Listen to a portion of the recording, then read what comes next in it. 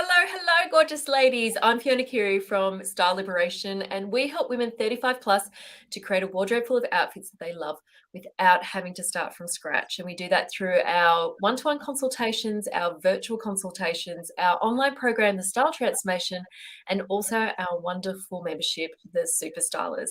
Plus, we also have our fabulous Facebook group, 35 plus Where to Shop, where we have over 5,000 women in there helping each other find the perfect pieces for them. Now, I know we're usually talking about, retail reviews or shopping wins and things like that. But every now and again, we invite a special guest from our community to talk about things that are really important to us as women 35 plus. And this evening, I would love to welcome Maree Wilshire, who is from Vibrant Voices. She's the CEO of Vibrant Voices. Maree, thank you so much for joining us. And can you tell us a little bit more about you and how you help women 35 plus? Thank you, Fiona. It is such a pleasure to be here. I love what you do. So I help women who are a voice in their business to become more influential, really, and to transform how they speak, how they sound, so that they speak with confidence and authority, and they're a voice that people want to hear. And I do this through my Vibrant Voices framework, the studio membership, and individual coaching packages online and face-to-face. Well, thank you so much for joining us and sharing your genius and wisdom with us this evening. I know that there are a lot of women in our community who are very much the voice of their business or the voice of, their organization. And often, and we've spoken about it as well, in terms of that, the way that we speak and the way we present ourselves, they're all sort of intertwined, aren't they? Absolutely. And I'm really passionate about helping women to really speak with authenticity and power, because I think for many women, they're still finding that balance in some very male-dominated areas in work, for example. So it's lovely. And I love the combination. Like we spoke briefly about this, that you've got the style palette, the color palette, and to bring in the voice palette and see how it relates to that. I love it. But Yeah. before we dive into that, we always ask our special guests a little bit about their own style journeys and style personality and things like that. So firstly, how would you describe your style? Oh, super funky. Look, I was thinking about this, and I had this nexus. I mean, I'm nothing if not complex, you know. Um, it has to be comfortable and easy on my body. I hate to feel boxed in, but I'm really religious about great fabrics and cuts. And then I won't get it if it doesn't have a really funky edge. So it's got to be this side of current, or something that's not outrageous, but that's something that goes, oh, what's that about? I love it. So if we were translating that for our community, we would say that you maybe have a relaxed natural base in terms of it has to be comfortable and it has to feel nice against the skin, especially with fabrics that, are really beautiful quality. But you really do have that sort of beautiful, creative, possibly even rebellious side to yourself. Yes. If I had the choice, if my life was different, I would like to just be a boho gypsy in Byron Bay. Wow. Yeah, but I've never done it, so. Well, thank you for sharing that about your style personality. And I do know that you do enjoy wearing like vibrant colors and things like that too. And I am looking forward to your next glasses purchase as well, can I just say? Yes. So let's kick off, because I know we've got people who are really interested in terms of how we express ourselves, not only through what we wear, but our voice as well, and the impact that that can have. And you were speaking, we've been speaking about, color palette and style personality, but how you've got a voice palette and how we can actually make changes and things like that. Do you want to kick us off? Yeah, thanks, Fiona. Look, the thing that I'm really glad that you said that. I feel like we talk about the eyes are the windows to our soul, and I really feel like our voice really vibrates. It resonates who we are. You know, how we feel is actually how we sound. And this is both a good thing and a bad thing, because it can betray our nerves or our frustration or our tiredness, but we can also work with that. So I think what's really interesting for me is the number of women that say, for example, oh, look, I know I need to speak up more. I know in this post-COVID world, even people that don't have work where they normally would speak up, now they're online, they're in meetings, or they're talking to people or clients, or they've got their own businesses and they're the voice of their business. And I don't like how I sound. I sound too breathy or croaky, or I get really nervous and my voice goes really high, or I get really monotone and I can't get out of it. There's so many things. And a lot of them say to me, I just don't like it, so I just don't do it. I don't speak up. And I go, oh, there's so many opportunities that you're missing, and there's a way to do that, to change that, because our voice is a set of muscles. And just like we go to the gym and loosen up our glutes and our quads and everything before we do a workout, we need to loosen up our voices. And when we do, when we take our voices to the gym, when we loosen up all the muscles in the voice, our voice becomes flexible and we have a much bigger palette to work from, so that our voice actually responds and catches the nuances of what we want to say. And when I take women through my Vibrant Voice gym, they come out the other side going, oh my God, I never dreamed I could sound like that. Because people think that their voice, which by the way is usually set by the time we're 7, doesn't get revisited for most people unless they work with it. So unless they, do some training with it at some point, speech or drama or singing. And when they get stuck with that, they end up with a voice that's not congruent with how they are as an adult. You listen to CEOs, women who are CEOs of their companies, and some are quite high profile, but they talk like this, like little girl, and you just think there's something weird and incongruent about this. So that capacity to recognize that we have choice, that how we use our voice is a choice. And I'm really passionate about bringing that to women, because it's so empowering when they are able to make those shifts. So, yeah. Sorry, I love that, because as you said, we train other muscles, so we can train our voice to do things as well. And do you think some of it has to do, and I know we've spoken briefly about this, something to do with personality as well, or am I getting ahead here in terms of that? I know, because we were kind of playing with this and going, oh, so does relaxed style mean that they sound like this, or does classic formal style mean that? And one thing I'm really curious about that. And I guess what I'd love to hear from your Facebook members is how much of this resonates with their personal style. I'm cautious about boxing people in.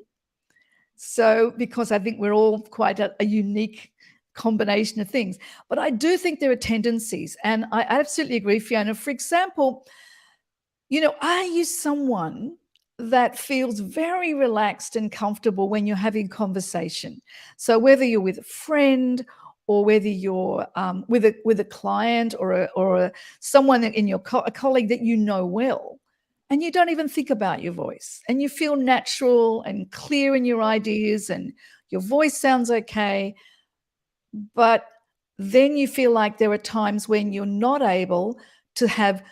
A woman came into my first session last week, and I said, what is it you really want the most? She went, I want more gravitas like you've got. And I said, well, thank you for the compliment. I want more gravitas. And so how do we take, for example, so I'll show you what I'm talking about. This is how we shift our muscles around. So we have a voice that's relaxed and conversational. Maybe it's a little bit chatty. So perhaps the person speaks a little quickly because, they're just kind of hanging out, having a good time, da-da-da-da-da. Yeah, so it's all feels good. But then they've got to say something in a meeting or to a client or to in a Facebook Live or a webinar or something. And they notice that they just don't sound like they really ground their ideas. They don't have that impact. So what they really need to do, first of all, is to shift the larynx, to bring it down so it deepens the voice quality. And then you notice what I'm doing is I'm really resonating the voice. So there are ways to get what I call stretchy words, where we get inside the words so that they really resonate our conviction of what we want to say. And you'll notice that I've changed the rhythm up. So instead of going, it becomes, there's a different rhythm. So there's lots of different rhythms we can use that help us. So for example, you might be saying, so, we have, lots of people feel like their voices are stuck in their personal habits of how they speak. But I'm here to tell you that I know that you have choice with your voice. So then I've gone from that chatty to that authority, that influential kind of style. And that's doable. That's doable for anybody.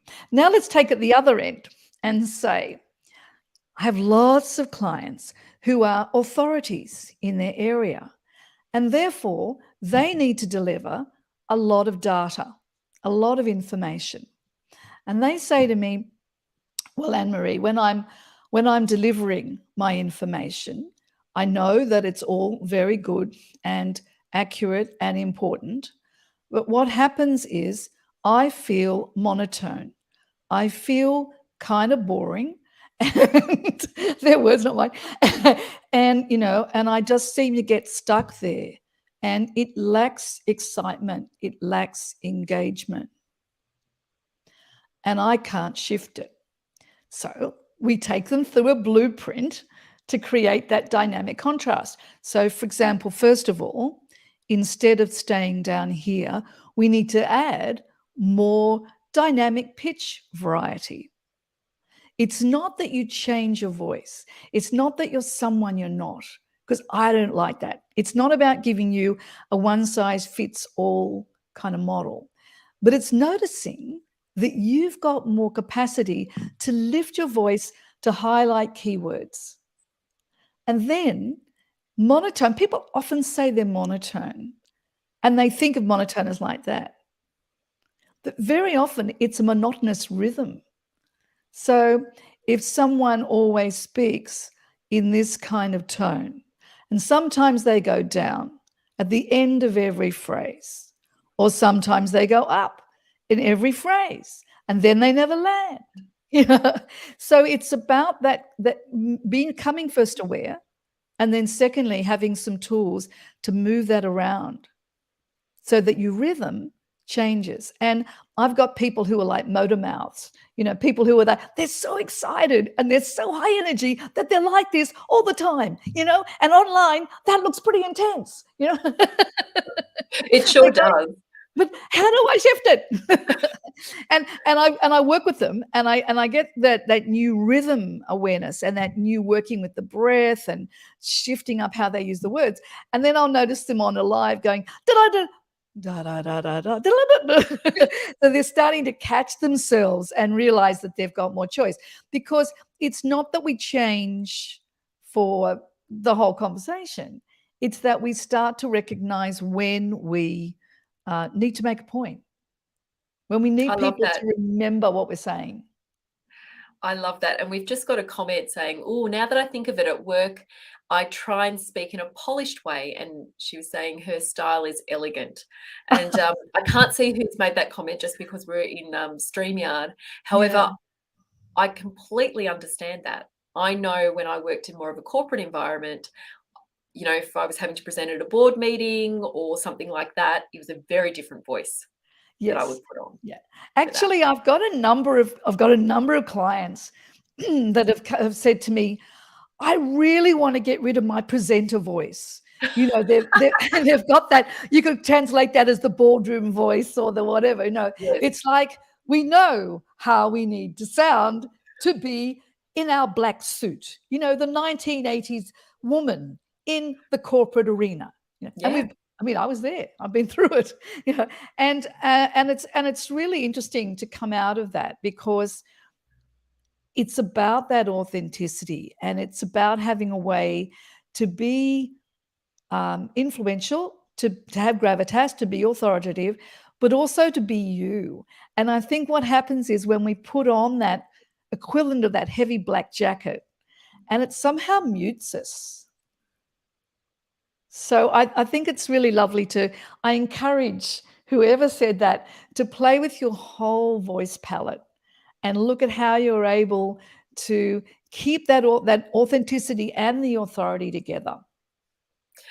And Maree, that's fantastic, because I guess it's one of those things that we talk about as well, that, we've got clients whose natural style personalities may not be that elegant or classic, for example, as a base for Yeah. work, yet they're having to show up to some degree like that as a base, because that's their sort of work dress code. And we're the same. It's like, well, there's ways of bringing in your style into that environment and that dress code without it, and still be authentic without, going full rebellious or full dramatic or anything like that. So I love that point that, we don't have to put it on so much. It's just that we're exploring our voice palette through that. Yeah. And I think, like, when you try a new exercise, new weights or new Pilates or something, or yoga, whatever you're doing in the gym, and you find yourself engaging a lot of extraneous muscles that are not part of that, that are not needed in the process. And I think once you understand your voice and you can work each individual element in your voice, like I was just demonstrating before, then it's not a case of feeling like you're in a rigid kind of formula. But there's ways to find that quality where you, for example, that lower or voice of authority is lower, slower, and deeper. So if you, for example, are let's say highly energized, tend to be very expressive person, and you're in a bank or a law firm somewhere that still has a formality in some of the workplaces, then it might be a case of, at the beginning of a meeting, you would say, "Good morning." You'd make sure your larynx was lowered. You'd make sure that you had resonance and pauses between your thoughts. And then as you warm up into the meeting, you kind of hang out a little bit more. But when you want to make a point again, that bane of anyone's existence where you mention something in a meeting, everybody ignores it. You mention it again, everybody ignores it. And then the bloke two down from you, Bob, he says it. And everyone goes, "Oh my God, Bob, that's what we need to do." So what was it about the way you delivered it that didn't land? Yeah. It's great. So we've talked a little bit about the voice of authority, and you have sort of teased us about the voice of seduction. So tell us about that. I've got to tell you, audience, that Fiona's been very excited about the voice of seduction. She keeps saying, "We're going to do the voice of seduction, aren't we? We're going to do the voice of seduction." Yes, let's do the voice of seduction. The other name for that voice of seduction is trance voice. So by all means, I encourage you to use this to get your dream date. Fantastic. And I want to hear about it. But it's also really useful, for example, if you've got a friend, a colleague, a child who needs calming, who's a little distressed at the time, or you're working in a workplace where people rely on you to bring that grounded calm, to make it easier for them to have clarity, for example, about something that they're working with. So the voice of seduction is about, well, it has a lot of resonance in it. And you'll notice as I'm speaking that my rhythm is very kind of, it flows. It's not monotonous, but there's a nice, easy quality. And you find yourself lengthening words that allow people to be embodied. So, "Oh, that's hard." Let's just take a moment to relax a little bit and think through the steps. So you're actually using language to help their nervous system to relax. And so it's very warm, it's very resonant. I'll just it's a little bit like radio voice. So you really want that kind of warm, intimate quality. It's not like this. So the people that would find it very hard to have a voice of seduction are the people who are a little bit staccato in their voices. So if you're somebody that you find that you speak like this and it's all very da, da, da, da, da, then it's a shift. It's doable because I've done it many times with people, but it's a shift to come into that slow resonance. And you will find it's also got more pauses in it. So it slows much the way down from chatty conversation, for example. So shall we play? Shall we play for a moment, Fiona? Okie dokie. So because when we think about it, the most fundamental core skill we need to be able to play in all these different palettes in our voice is actually flexibility and flow. Just like we talked about with the voice gym earlier, when your voice is not worked out as a rule, it only works when we speak. We use this really small range in our voice. Singers, actors, media people use much bigger range. So when we talk about dynamic contrast, we're needing to oil our voice. We're needing to stretch it out so it's actually capable of doing all those sounds. So I'm going to offer for you at home, and you're muted, everyone, so you're quite safe. What we're going to do. Mute as well, then, so I'm not over you if I'm practicing. I'm going to mute Oh, myself. yes. Why don't you do that? Why don't you mute for a moment? Come back, though. Come back. Okay. So we're going to do what is called a voice siren. And if you do this 10 times, maybe even 15 times if you're really tight, in the shower, walking the dog, driving in the car, I guarantee that you will find your voice feels more limber. So before we start, let's just take a moment and say the phrase. What should we say? Voice is a choice. I can play around. Voice is a choice. I can play around. Good. Okay, that's our baseline. Now we're going to do a siren. And it sounds like this.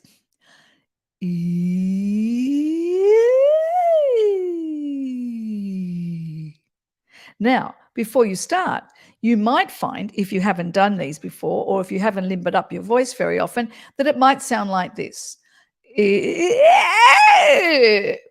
And that's okay. It doesn't mean you failed as a human being.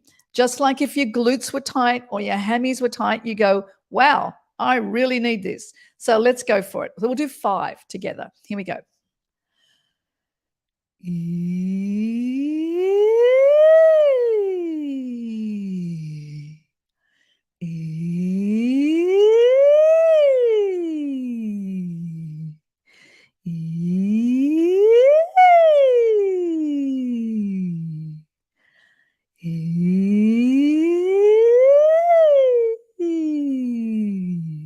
I think that's 5. Come back, Fiona. I was really hoping that was on mute there because, I haven't No, scales in a you weren't while. on mute. We heard every bit. One of our gorgeous Facebookers, and sorry I can't see people's names. It doesn't come through on StreamYard unless you register. Has actually written E, and I'm not going to do it because no one needs to hear that from me this evening. It's gorgeous. So I'd be very interested, guys, in Facebook, to put some comments in chat about what was it like for you. Let's say that sentence again now. Voice is a choice. Oh, what did I say? Voice is a choice. I can mix it up. Is that what I said? I can play. Play with it. Yes. Voice is a choice. I can play with it. And just notice if that feels any different. Can you move it around a little bit more? Can you play with it more? And if you're someone that tends to be super chatty, higher register, and this is particularly if you get really nervous and find your voice going really high and really tight, then dropping it down is going to make a difference. So let's try this. Voice is a choice. I can play with it. Okay, so you're doing it on the high notes. So just bring it down a bit. Voice is a choice. I can play with it. Voice is a choice. I can play with it.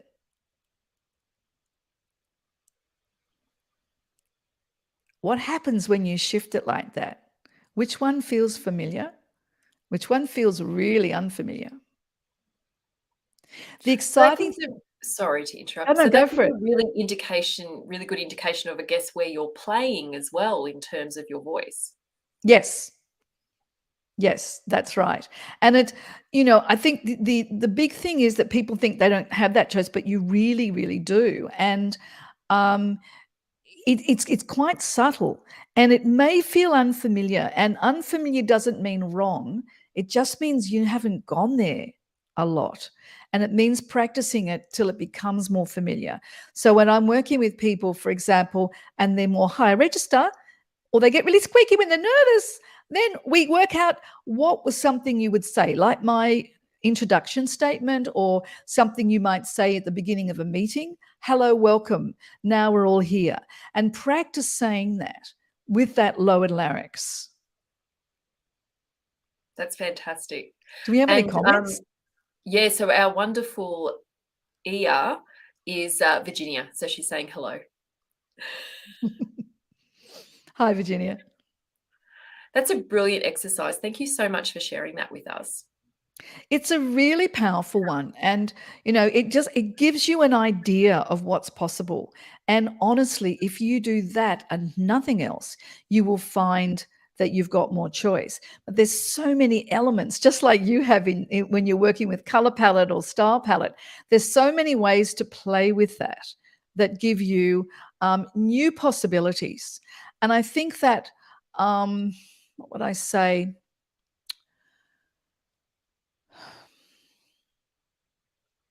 The other one is, I think the other things that go with that, flexibility and flow, is also breath. So I'd like to just say one thing about breath, because people often say to me, oh, if I just breathed better and I breathed more, I'd sound better. And it's a fascinating one, because the more air we use, the less time the vocal folds come together. So the vocal folds are like this, getting a bit technical here, but what the hell. So the vocal folds come together, and they look like this in normal time, but they slow down, they do this, right? Now, when they do that, when they're together, they're vibrating. But when they're apart, it's when the air's coming through. So the more air you push through, the less time they're vibrating. So if you want to get more resonance in your voice, you need more even airflow. So that siren, it's not that you need more air. You can learn to breathe better, and that makes it easier to have more even airflow. And, we play around with that. But fundamentally, to realize that when you do your sirens, if you can keep them really, really even, then you're teaching your whole body and psyche how little effort you need. Because what we want to do, as with anything really, is take out the excess effort.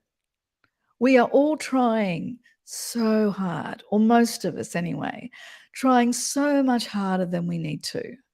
And I love that voice is that reminder that the less we do, the more comfortable and flowing we are in who we are, and actually the more impact we have.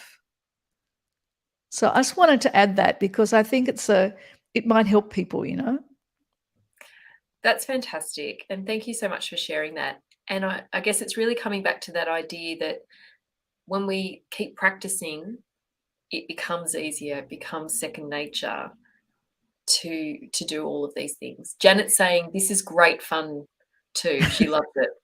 And can I just say, with those sirens, I'm actually really looking forward to using them in the shower each morning, because it will be another way of me being an alarm clock for the rest of my family in the morning. I love it. definitely 15. And until someone comes and knocks on the door, I won't be put on snooze. This is going to be great. I love it. I love it. Now, Anne-Maree, I know that this is only, scratching the surface in terms of how you help people and what you offer. And I know that you have something, a free giveaway. Can we talk about that? And I'll pop it up. Yeah, look, I'm your community is very close to my heart, and I've put together a very special free giveaway. Firstly, we've only, as you said, just skimmed the surface tonight. So I've got a 10-step voice guide which dives more deeply into some of the techniques that I've talked about and gives you step by step how to work with them. And I've also put together another special offer because I just couldn't help myself. If you act quickly, there is a special offer for 35 plus members only for a workshop that I'm going to run just for you guys called The Secret to Sounding Confident and Influential. And in that, we are going to look at 3 voice techniques for unpacking your voice palette. And you'll have an opportunity in that workshop to ask your own questions about your voice, play, get some feedback if you'd like it. So when you download the, that's on the screen now, thank you very much, Fiona. When you download that book, you'll go through and you'll have a choice to register if you would like for the workshop. Perfect. And I've also popped that in the comments as well, so people can click through so they can grab that free guide. Anne-Maree, thank you so much for sharing your genius with us. It has been so much fun. There's so much to learn about using your voice, and it's really exciting to think about what you can do with it, and also to feel more comfortable and confident, because it's both things, really. It's not just about the confidence, it's also feeling comfortable. Yeah. And the other side of that too, is that when our voice is working, flowing and resonant, etc., for us, it also makes other people more comfortable. Because, we know that feeling where we just go, I can't listen to this person. Their voice just bugs me too much. So when we work with our own voice, we also make it easier for our people to really connect with what we want to say. Perfect. Yeah. Well, thank you so much. And if this is something that you're really, really interested in terms of, playing around with your voice, learning how to insert different dynamics and have fun with it, then highly recommend popping over to vibrantvoices.com.au and taking up Anne-Maree on her offer, and also for her special offer too, which you'll find out more about at that link. Thank you so much for joining me, and we'll be hanging out in the comments. So if you've got any questions, please pop them into the comments and the chat as well. Take care, everyone, and we'll see you next week. Thanks, Bye. everyone. Lovely to be with you.